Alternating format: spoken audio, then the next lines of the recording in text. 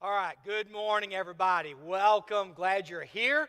Kind of got tied up with a guest this morning, which is always wonderful. I always like to get tied up with guests. Only problem is when you have a class to teach, you have to jump back in. Lee, how's it going? Doing well. Good week? I think so. There we go. Other than finding out I was old. Finding out what? I was old. You just found that out this morning? Earlier this week. I was had an issue with my right eye where I'm seeing a floater going back and forth. And I went to the eye doctor, needed the eye appointment anyway. And so he looked, he said, yeah, it's just a floater. He says, that's what happens when you get old. Oh. So I was like, okay. I had that experience when I was 40. Yeah. I went to the eye doctor, and he said, do you want to see up close or far away? And I said, I want to see both. And he said, you can't. And I said, why not? He said, you're old. So there you go. So, which, by the way, but June figured that out. June now wears bifocal contact lenses. Now, y'all, I have got to figure that out. I wear reading glasses, wear contacts too. If I didn't have my contacts, Lee, I couldn't even make you out here. Yeah. I mean, I am that blind. And so I wear contacts, but I have to have reading glasses to, see it close. Well, that's what they told me when they was checking my eyes. My left eye's not too bad. It's like 20/50, which is not horrible. My right eye, when he had me cover my left eye, and he said, okay, read the chart. And I was like, I don't even know where the chart is. What chart? Yeah. And it was actually, my right eye is actually like 2,500. 2,500? Yeah. Wow. Okay. All right. I'll make sure, Yeah. Get up close and wave. Yeah, get up close and wave. All right. If I ever play ping pong, that's the side I'm going to hit to. Mm-hmm. Yeah. All right.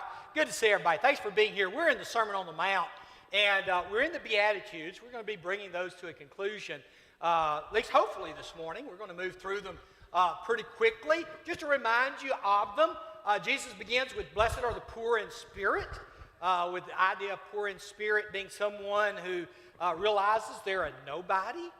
And of course, in God's eyes, none of us are nobodies. We're created in His image. But we have to realize that it's because of God that we're somebody, not ourselves. Blessed are those who mourn. God's going to be there. He's going to comfort. And again, it's not just those who mourn because of loss of loved ones, but those who mourn because of the way the world is. Every time I read the news, I get depressed. I used to be a news junkie. Now I have to back off and realize, you know what? I can't read all the negativity that's going on in the world. I cannot do that. I mean, it will drive you crazy if you try to absorb that much, negativity. Well, you couldn't even watch the over the past year, never mind the news, even just getting on social media was. Yes. It was just like, after a while, I was like, man, this is just not any. Yeah, I don't do social media because of that. I mean, I've got a social media account. I kind of keep up whenever, something comes up that says, hey, you've been, what do they call that? Hacked. You've been what? Hacked. Well, they did hack me. I got hacked on several. I had people to call me saying, by the way, we got some messages from you we don't think you sent.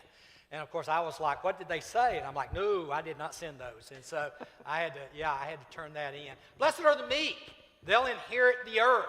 Blessed are those who hunger and thirst for righteousness, for they will be filled. And then we finished last week with blessed are the merciful. And one of the things we were talking about is that this is one that Jesus really focused on. When he taught the disciples how to pray, after the prayer, he said, by the way, if you don't forgive, you will not be forgiven. I love the way James, I think we may have touched on it just for a moment. This is the NIV. So we must both speak and act in every respect like those who are destined to be tried by the perfect law of liberty. And remember that judgment is merciless for the one who judges others without mercy. Y'all, we need to let that sink in. The way I judge you is the way I'll be judged. If I want to hold you to every little jot and tittle, God's going to hold me to every jot and tittle. And so we need to realize that this is serious business. If you want grace, then be gracious to others. And so, very important. And so here we go. Lee, why don't you take this? Blessed are the pure in heart.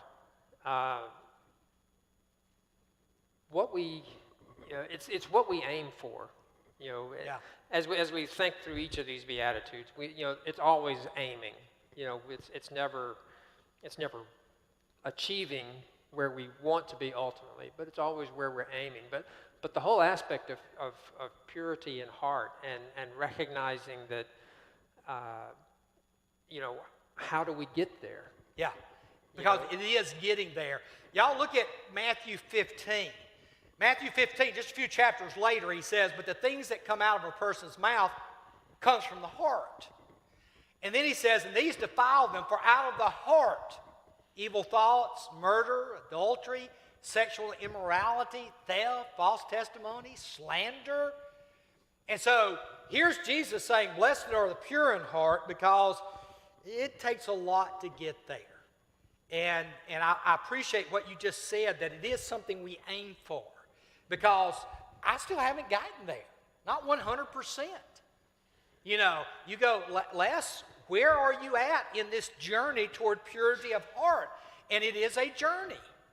And it depends on which area you're talking about. I hate to say it, but I still have a hard time when I'm driving a car. And it's mostly because of people like you. Y'all don't know how to drive. And when someone doesn't know how to drive, I'm like, what is wrong with you? And I can't relate to that at all. You can't relate to that? Oh, Yeah. My wife has a different look now. Yeah, she's sitting there looking at you. Just out of curiosity, did you have a hard time getting used to driving in Scotland? Not really. Simply because, of course, they drive on the opposite side of the road, but the steering wheel is on the opposite side. So as long as you remembered that the steering wheel went to the middle of the road, you were okay. It wasn't hard. It took a little time to get used to roundabouts and things like that, but.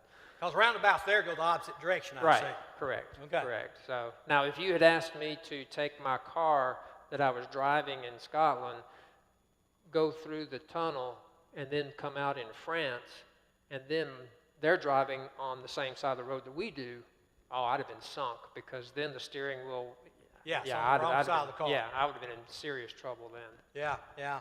So, but purity of heart, this is where we are when we first come to Jesus. None of us are where we need to be. Psalm 24. Who may ascend the mountain of the Lord? Who may stand in his holy place? The one who has clean hands and a pure heart. Here is the prerequisite for coming into the presence of God.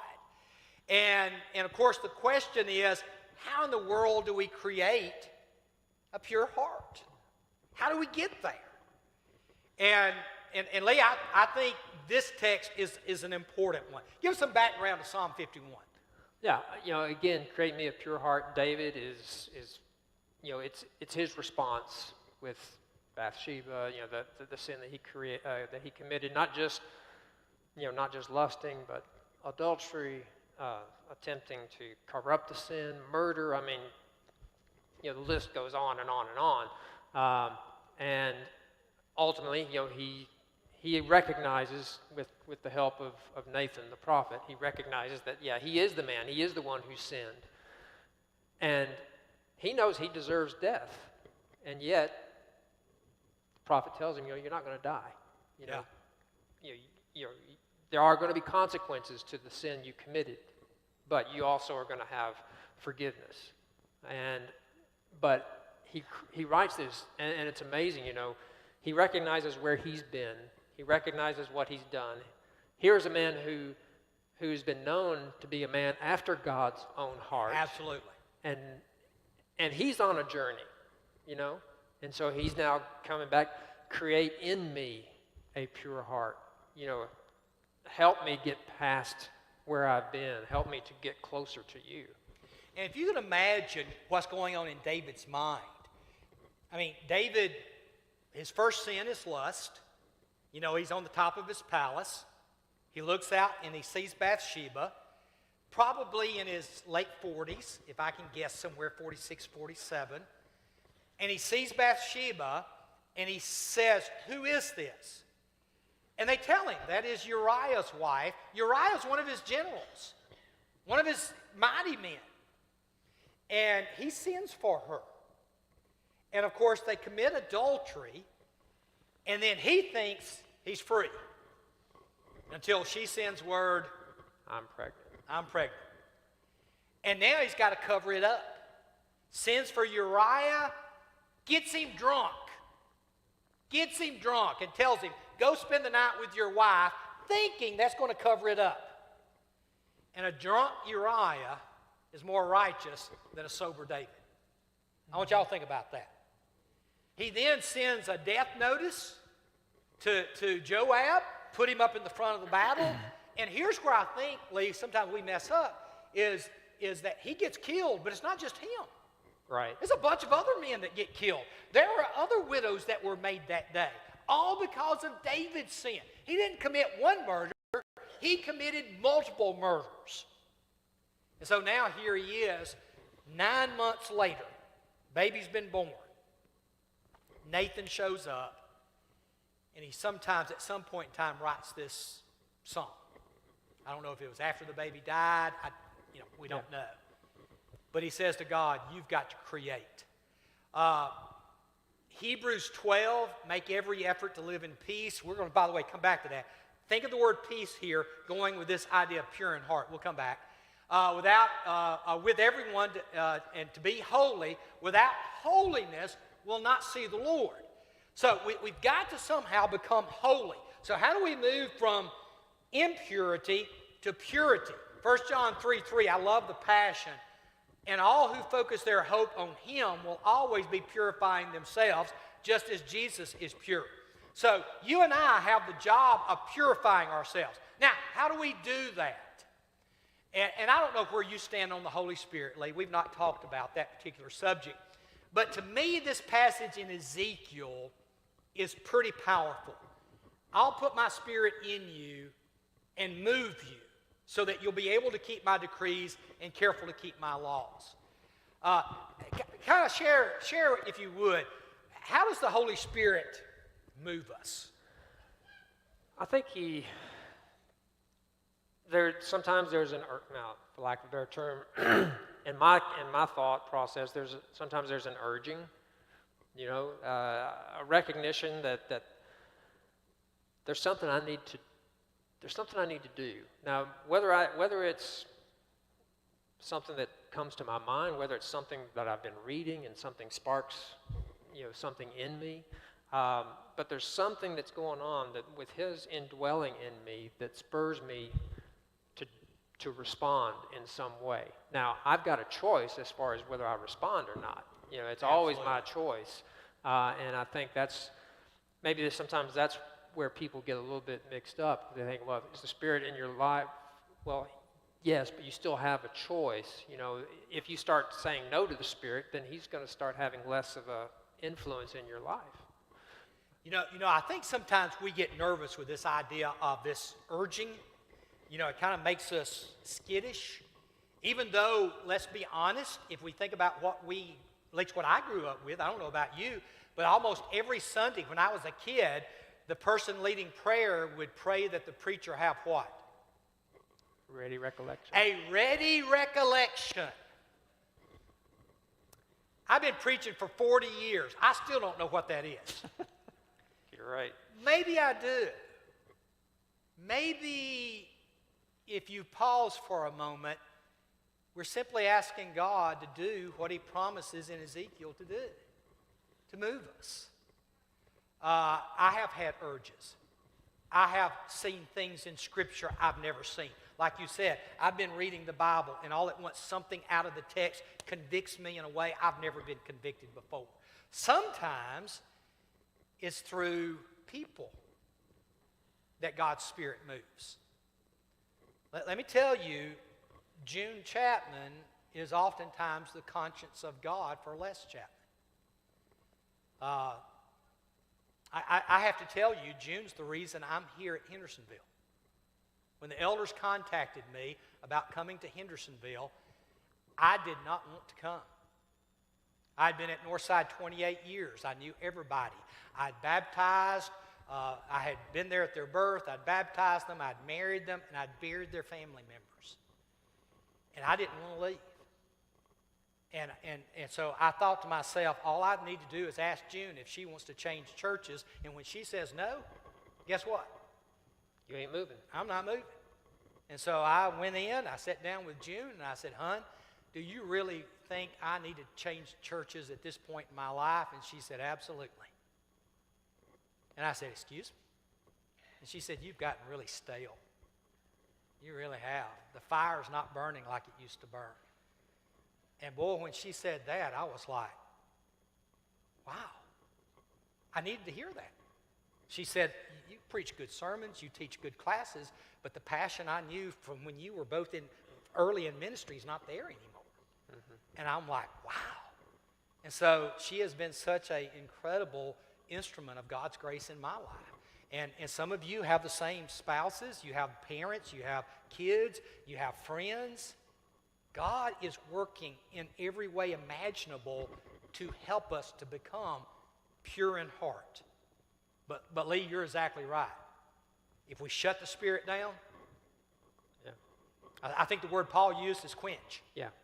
And in regards to this, the gospel has always been concerned with purity in heart. God has always been concerned with purity in heart. And I think maybe that was always one of the reasons there was such a battering ram with regards to Jesus and the Pharisees and Sadducees, particularly the Pharisees, because the Pharisees in general were so caught up in the, as we put it, the jots and the tittles and the, right.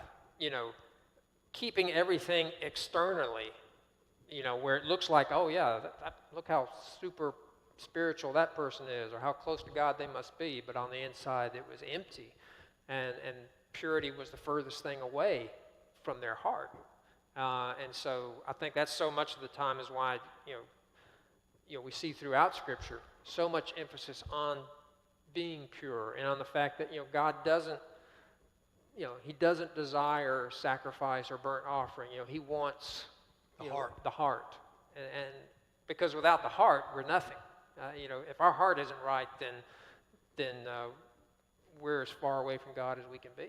Yeah, I'm kind of reminded, Jesus used this illustration all the time. He said, you're like whitewashed sepulchres, tombstones. In other words, you got a beautiful tombstone, but guess what's under the tombstone? Dead body, right?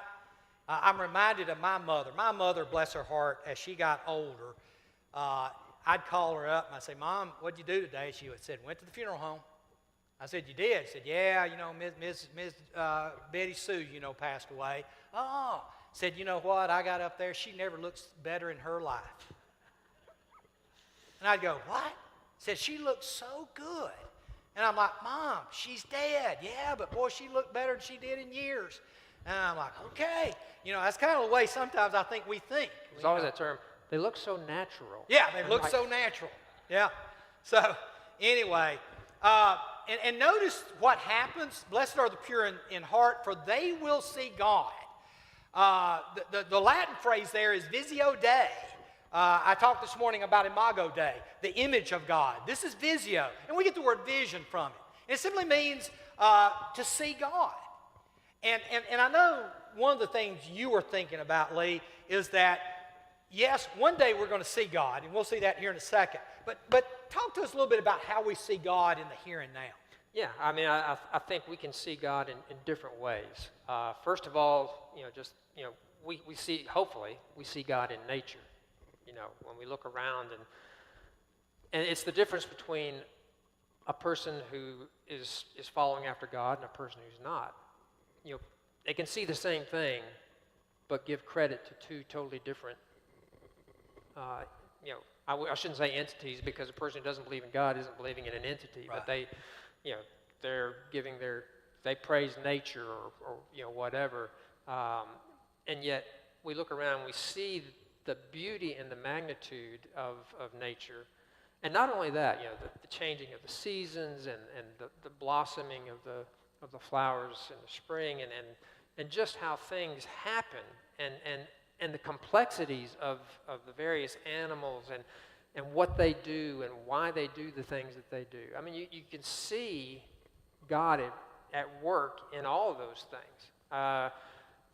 We see God in, and you touched on this a minute ago, we see God in others, you know, whether they're having influence on our life, or we see them in how they're conducting themselves. And we see God working in their lives. Sometimes it's circumstances. You know, I think it was Stan doesn't believe in coincidences in a lot of ways. I'm not sure what he did with that last week, since, you know, last week he said, well, I don't believe in coincidences, and I'm preaching this sermon, you know, from John 3, and this is what we're going to be looking at in the Chosen tonight, and then it wasn't. So I'm not sure who, you know, not sure what happened there. But, you know, for the most, I say all that to say, I agree a lot with what Stan is saying. There's so many things that happen in our life that if we're not careful, we do push them off as coincidence and not see them as God at work. Yeah. And just real briefly, when I had just finished getting my master's degree. I still didn't have a place to work with a church. I really wasn't sure what I was going to do. I was preparing to go back to look at secular work. About that time, my mom became sick, and she'd been diagnosed with cancer. And so she was in the hospital. I was going up to see her, and I was sitting in the family waiting area for the moment. And as I'm sitting there waiting to go into the room, Tim Frizzell comes walking by, and he sees me. He walks in, and he says, "Hey, what's going on?" And so I explained to him a little bit, and I said, "What are you doing here?" He said, "Funny thing was, I came here to see someone who was here from Creve Hall. He'd moved out there by that point." And he said, "But they had been discharged from the hospital."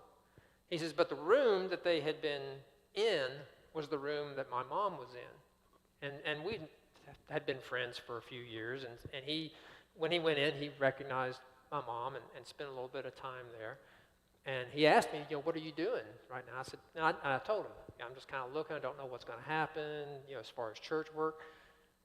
And he said, "Let me tell you."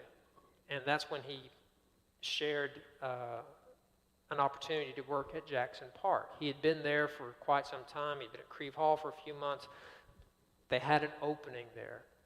And I got in touch, made an application, and spent the next 9 years working at Jackson Park. And we got together about it later on, just talking a little bit. And he said, "I don't know about you." He said, "But that didn't happen by chance." And I said, No, it did not.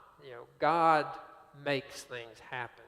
And it's just a question of whether or not we're going to give him the glory or not. Yeah, and I think all of us could tell stories like that of where we see the hand of God, and it is so clearly the hand of God that there is no denying it's the hand of God. And I appreciate so much you talking about the way we look at things in the world. Nature, for instance. Michael Jordan's in here, and Michael recently shared with a lot of the ladies his beautiful garden. And Michael, I know you're like me. When you see a beautiful, beautiful flower, you just stand back and go, "Wow." And Michael, this last week, just to let you know, June and I were in Toledo. Toledo has botanical gardens there in the middle of Toledo, and we went over there to them. And of course, I love daylilies. I have a lot of daylilies. And so we're over there, and we're walking around, and guess what's blooming in Toledo right now? Daylilies. And they had more daylilies, and I'm sitting there, and I told June, I said, "Baby, this is awesome. And tonight, around midnight, I'm going to push you over the wall, and I'm going to give you a shovel, and you're to go in there and dig up some daylilies. I'll tell you which ones. And if they arrest you, I'll bail you out." And June, for some reason, didn't see God's hand in that one. Yeah. Yeah. Well, I'm not always sure that when we first, after having lived in Scotland for almost 8 years, and of course Joan's from there, and then when we moved here, we hadn't been here for very long, and I think she was about ready to go back because of all the bugs and spiders and poisonous things, because in Scotland, I mean, they have bugs and stuff there, but not anything that's really, poisonous, so to speak. And she's like, and we've kind of talked and teased about it times. I said, well, I guess one of these days you can ask God what his point was in creating some of these things, because it's like, it's icky, or it's whatever, and yet God always has a purpose for what he creates. God has purpose.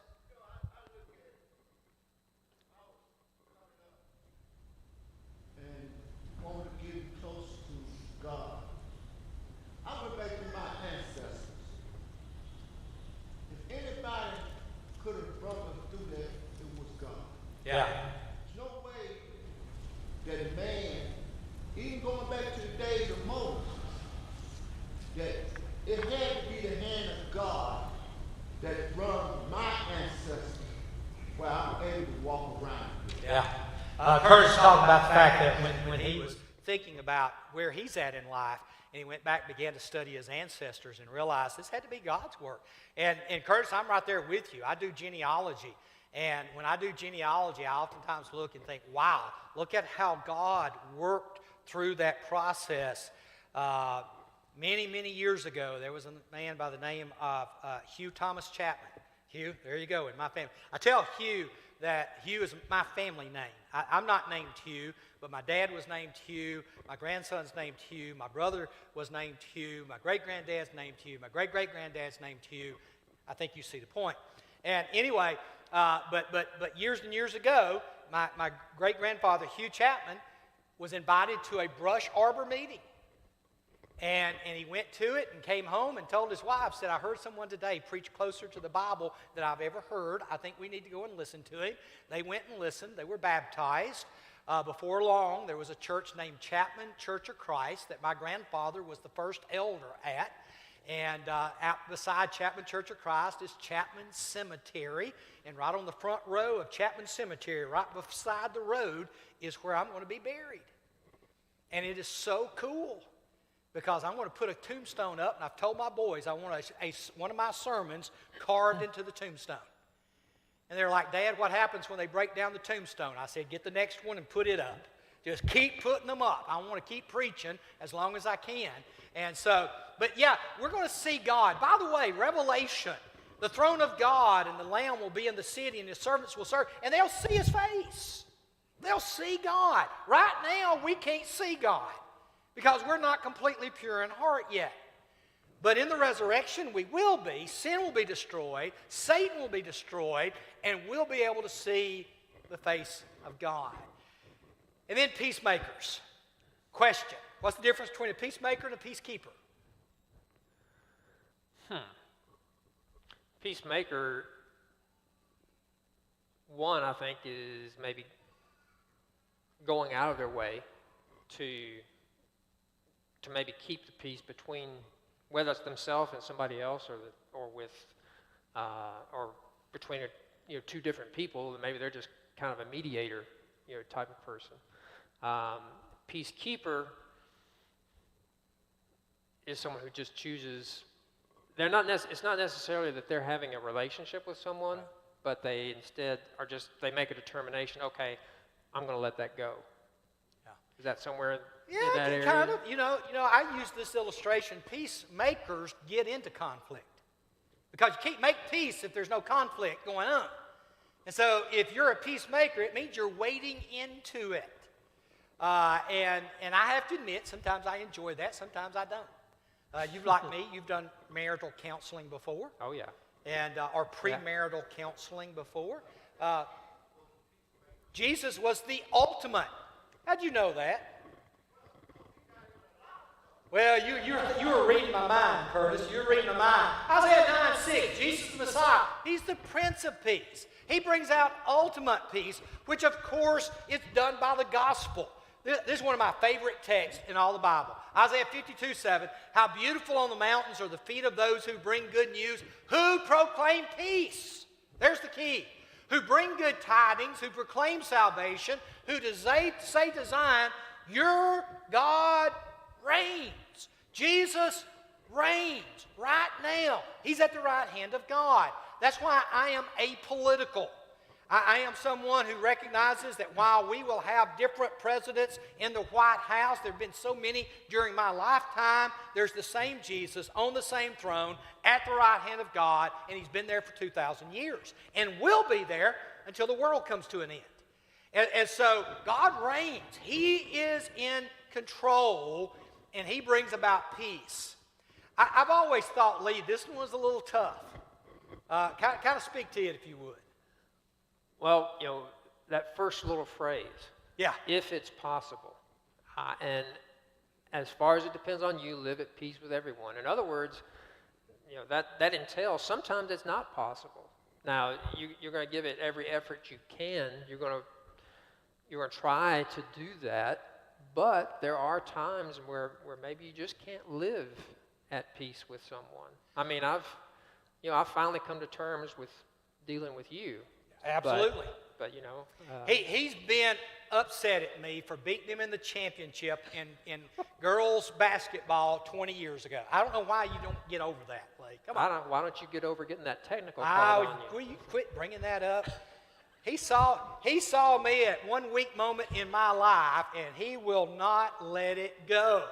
By the way, any peacemakers in here? We need some help. Now, Curtis, you was going to say.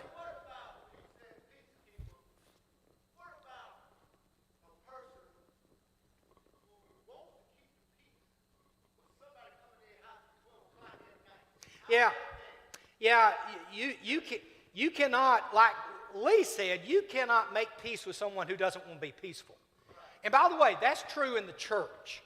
There are people that you have in the church who literally don't want to live at peace with people. They're going to try to create division. They're going to try to cause problems. That's why Paul says, listen, if you run into a divisive person, warn him once, warn him twice, then don't have anything to do with him. I have had to stay away from some members of the church over the years. I'm sure you have too. Sure. I mean, you see them coming and you're like, nope, I'm not going there. Because, and by the way, there are some people, and I don't know why, I've asked June this question, there are some people that figure me out and know just what buttons to push. I'm serious, y'all. They can push my buttons and have me just ready to go to war. And I remember one Sunday, I had this guy who said something to me in Sunday school class, upset me so bad that I was crying, literally crying after Sunday school class. I was the song leader at this church. I was in my 20s at the time. But this guy had just been so ugly to me, so rude. And afterwards, I saw his wife and I said, what is his deal? And she said, he just enjoys getting under your skin. And I'm like, what? What makes someone like that? And so we are to be, as much as possible, to live at peace. And by the way, the key to this is handling your anger. I'm still working on this one. Everyone should be quick to listen, slow to speak, and slow to become angry. Now, I don't know if you're here, and Lee, I don't know if you're here as well, but I know that there are certain things I can think about, and I don't have to think about them long, and I'm fighting mad. Yep. I mean, things that have happened, things that have been said to me, things that I think that should have never happened, and if I dwell on it, I'm ready to go to war.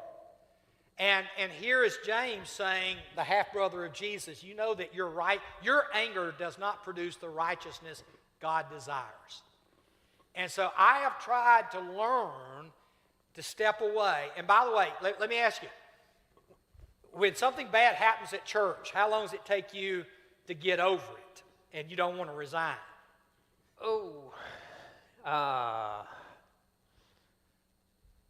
Sometimes it depends on the severity of it. Sometimes it depends on who it is. Absolutely. Because if it's been the same person, the same issue. I mean, I years ago, I had a situation that developed, and it basically was, for lack of a better term, the straw that broke the camel's back. Things had been ongoing for a couple of years. Things would get better, worse. But then finally something happened. I was like, and I went to one of the leaders. He was a deacon at the time, but I told him, I said, either this gets resolved, either y'all address the situation, because I was a family youth minister, and this had to do with a youth situation. I said, y'all either get this resolved, I said, or I'm leaving. I said, it's simple as that. I'm not going to continue to deal with this situation.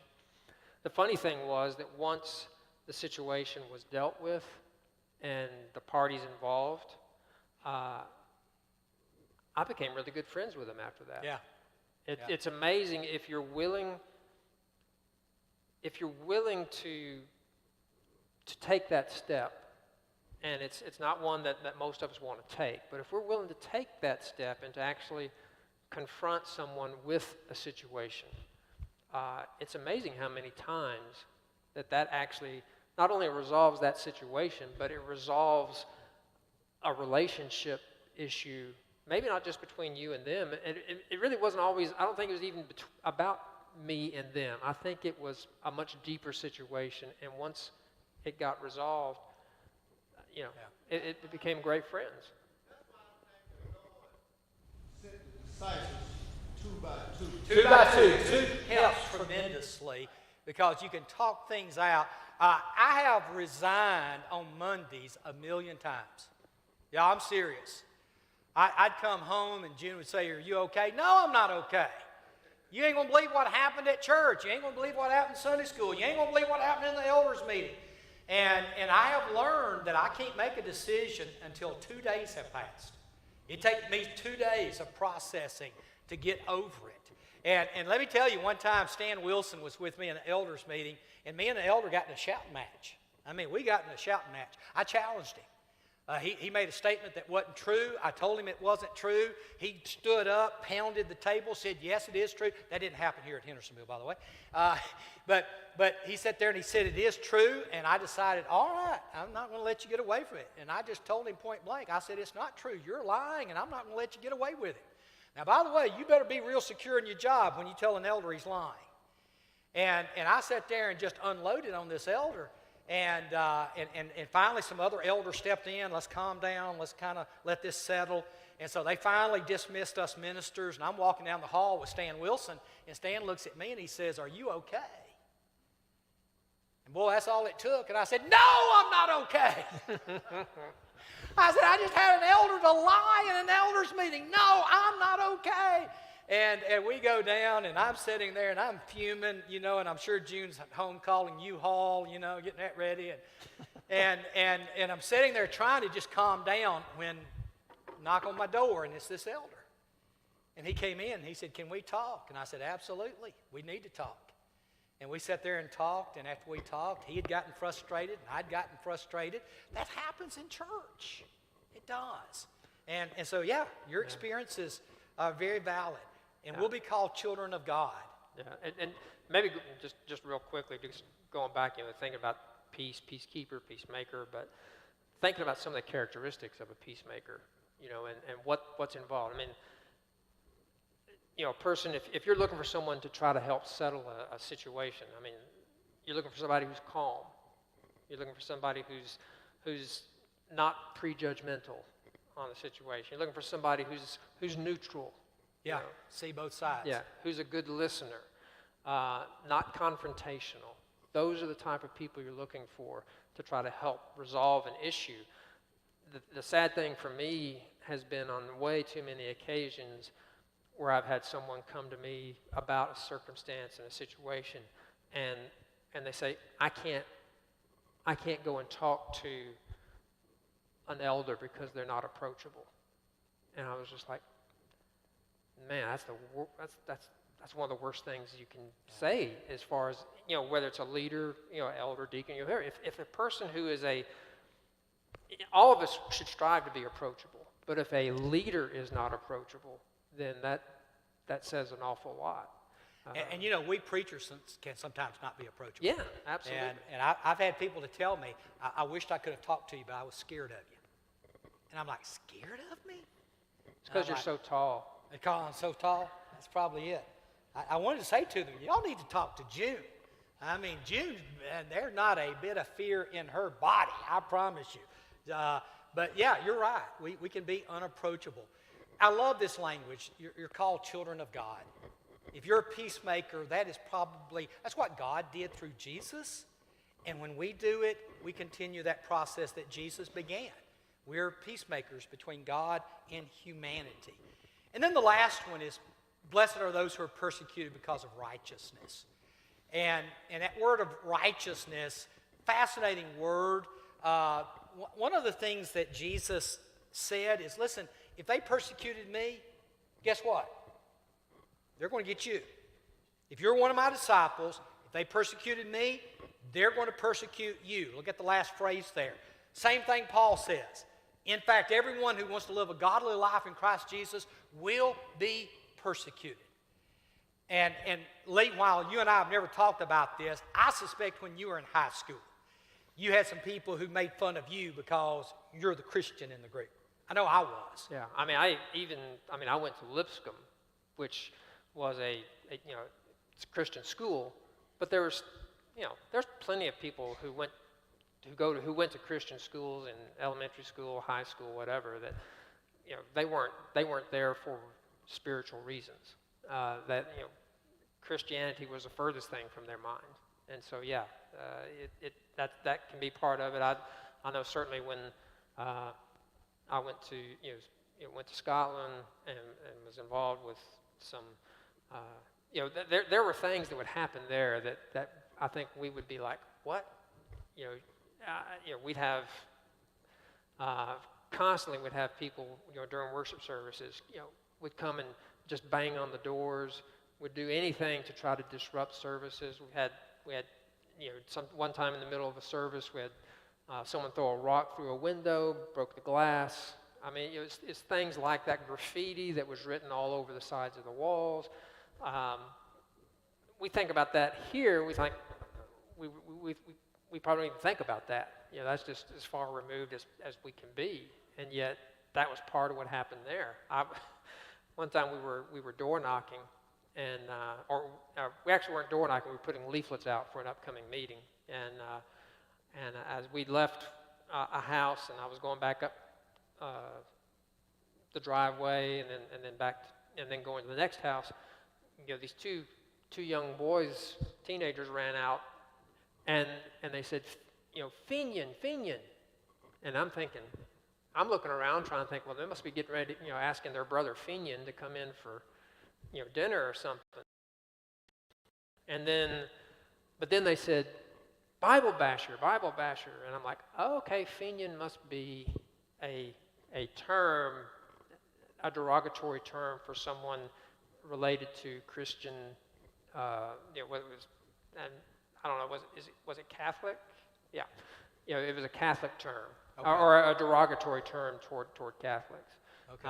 And so, things like that happen, but I guess that that is persecution, not persecution like what these folks dealt with in the New Testament, and unfortunately what a lot of our Christian brethren deal with throughout this world. There's so many places in this world where living as a Christian is really taking your life into your hands. And we're going to have to face persecution in anything we've ever faced in the past. Our nation is changing so rapidly, and things that used to be wrong are being righted. They're now right. They were wrong, and things that used to be right are now wrong. You're getting this reversal process that you had in the Old Testament that the prophets talked about. Light is now darkness, and darkness is now light. And we're going to have to face the fact that if we're going to be Christian people, we're going to have to take a stand, And we're going to have to be willing to suffer the persecution that comes with that. And it's coming. Whether it'll come soon enough for people my age to experience, I don't know. But I think my children, I think my grandchildren definitely will. And we've got to make a decision. Are we going to be faithful to God and to His Word and suffer what Paul says here we will suffer if we are? And then he says this, for theirs is the kingdom of heaven. Those who are persecuted, that's what the kingdom of God is all about. I mean, you're the ones that are going to be a part of that kingdom coming. And that's what I hope we are. And then our time is up. Blessed are you when people insult you, persecute you, falsely say all kinds of evil against you. And then he gets even more specific, because of me. And Lee, I notice here he gets very serious. This is insults. Mm-hmm. This is saying evil things to us. Calling us falsely, well, you're this when we're really not. And so he kind of ends with, when you stand up for me, this is the kind of stuff that's going to happen because of me. So earlier it was because of righteousness, now it's because of Jesus. Rejoice and be glad. The apostles were that way. I'm just trying to run through here at the end. Because great is your reward in heaven. Paul would say that our light and momentary troubles in no way compare with what the eternal glory will be like. And that always, reading that from Paul, and I stop and think, light and momentary troubles. Yeah. And Paul, with all that he went through, all that he dealt with, and yet he looks upon that as light and momentary troubles. It's like, okay, it doesn't matter what comes my way, it's nothing compared to what I've got to look forward to. Absolutely. Let's pray together. Father, thank you. Thank you for these Beatitudes. Thank you for these blessings. And Father, when we find ourselves in these places, help us to be reminded that it's you. It's you there who is you're responding, you're helping us, you're comforting us, you're encouraging us, you're providing rescue to us, Father. You are the one who's working in our lives to create that purity of heart so that one day we truly can be in your presence and see you face to face. Thank you for loving us. Bless us this week in your service, we pray in Jesus' name.